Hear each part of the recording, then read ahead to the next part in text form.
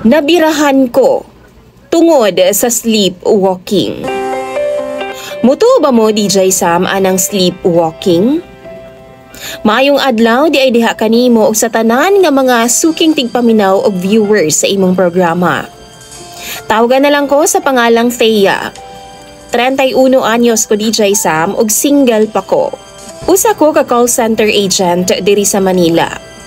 Na ako'y bago nga friend nga tawgon na lang nato sa pangalang Maine.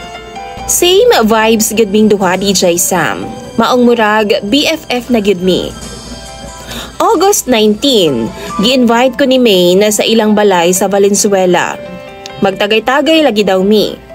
Niadto pod ko DJ Sam sa ilaha ug didto naila na ko ang iyang youngest brother nga tawgon na lang nato sa pangalang Bruce. 26 years old. Medyo suplado si Bruce DJ Sam. Wa man lang gani mag-hi sa ako dihang gipaila-ila ming duha ni Maine. Apan di to big deal sa ako DJ Sam. Nag-shot ming duha ni Maine, san mi gragod DJ Sam? Kay di man ko moinom anang hard. Di man po ko pala hubog sa tinuod lang DJ Sam. Mga alas 10 na siguro to sa gabi diyang nananghid ko kang Maine nga muuli na ko. Apan wa ko niya sugti DJ Sam. Kay di daw safe, kay lagi nakainom daw ko og gabi na. Tapos kay baw daw siya nga, amo ang balay, sudlunon pa sa eskinita. Gusto niya DJ Sam nga dito na lang kumatog sa ilaha. Kay naaman daw bakante nga kwarto didto. Sa kamingaw sa kagabhion DJ Sam, wa gyud ko katog. Siguro namahay ko DJ Sam. Kay di mangyud ko sanay matugod sa lain nga balay. Diyang nagmuni-muni ko DJ Sam, kalit ka ni sulod sa kwarto si Bruce. Ang kwarto DJ Sam kay way portahan, pero naay kortina. Nakuratan ko, labi na dihang diretso siya sa kama og nitapad sa akua. Ako siyang gipangutana DJ Sam kung unsa nga nisulod man siya, apan wa siya mitubag. Pero mulat ang iyang mga mata DJ Sam. Pero murag di ko niya makita og wa siya kabati sa akua. Perti na kong kulba DJ Sam, kay mura man siya zombie. Samtang nagtutok ko sa iya DJ Sam, kalitra nga nipatong siya sa akua. Dali-dali siya himas-himas sa akong lawas. Grabe na kong kurata ni adto nga time DJ Sam. Ug mura kog wati kani adto kay sige na kog palag-palag sa iya. Apan kusgan kay siya DJ Sam. Maong wa gyud ko kalihok kay gamay ra bayapod ko nga babae DJ Sam. 4'11" na gyud in taon ang akong height. Tapos slim pa gyud ko. Samtang si Bruce barako kaayo. Tapos taas nga lalaki. Murag bata ra gyud ko kung ikumpara sa iya DJ Sam nga naa sa ilawom in town. Naghilom na lang ko samtang iyang kinahaplos sa akong kalawasan nga mura bitawg gusto niyang i-memorize kada parte sa akong lawas. Diyang gitanggal na niya nga akong undies sa DJ Sam, ako siyang gipugngan. Akong gitawag ang iyang name. Apan wa gid siya naminaw nako. Iyang gimukbang ang tanan na DJ Sam. Nahitabo gyud sa amo ang di dapat unta mahitabo. Human ko niya tiraha DJ Sam, nibalik ra pud siya paghigda ug nitapad pud siya sa akua. Naghilik pa siya DJ Sam nga mura bitag wine na hitabo. Samtang ako, wa na gid intawon makatog sa sige na kog hinuktok. Apan wa kumihawa sa kwarto DJ Sam. Kay basiga magkaistorya pa mi pagmata niya. Pagkabuntag DJ Sam, nanakit gyud ang akong kalawasan.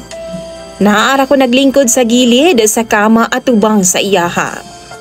Nakuratan siya DJ Sam diyang pagmata niya na ako sa iyang atubangan. Gipangutana ko niya kung nagunsa daw ko dito sa iyahang kwarto.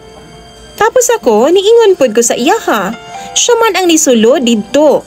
Apan wa siya mutuo DJ Sam. Kay wa daw siya kahinumdom. Dali-dali siyang nibangon DJ Sam og nigawa sa kwarto.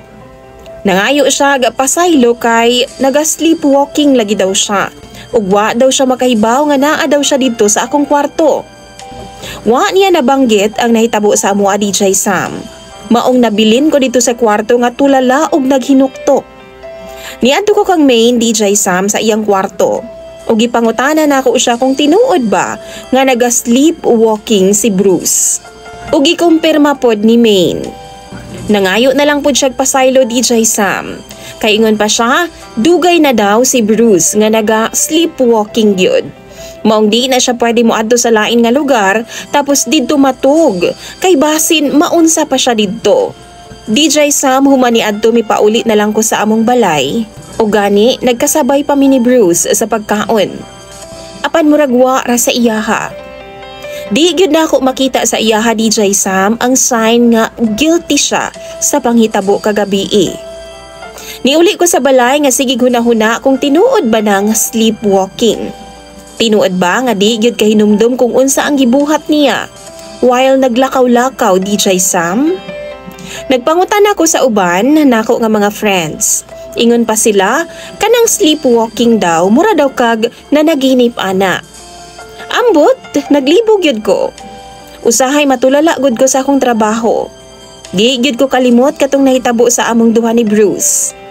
DJ Sam karon, gikulbaan gyud ko pag-ayo. Kay wa pa niabot ang akong regla nga dapat first week of the month na anakoy period. Apan nahuman na lang ang bulan sa September. Wa pa ko regla ha. Which is never nahitabo DJ Sam. Never kong delayed o karon bula na nga wa pa ko'y regla. Unsaon na lang kung mabuntis ko DJ Sam. Tapos wa ko'y uyab nga pwede ipaila-ila sa akong mga ginikanan. Machismis na pud ko ani sa amua. Maong na problema gid ko karon. Di man ako pwedeng istoryahon si Bruce tungod kay nahadlok lagi pud ko basin masuko siya. Naapod siya'y uyab DJ Sam, ug di ko gusto gubot. DJ Sam sa tinuod lang no, nag-expect ba ako nga one day na ay Bruce nga mag-message sa ako nga istoryahon ko niya about sa nahitabo namong duha. Kay friend man mi sa FB. Maulaw man pud ko nga mag-una-una og hisgot o message sa iyaha sa FB.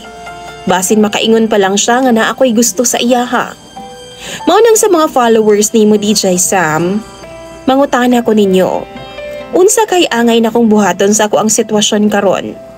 Naglibog yun ko.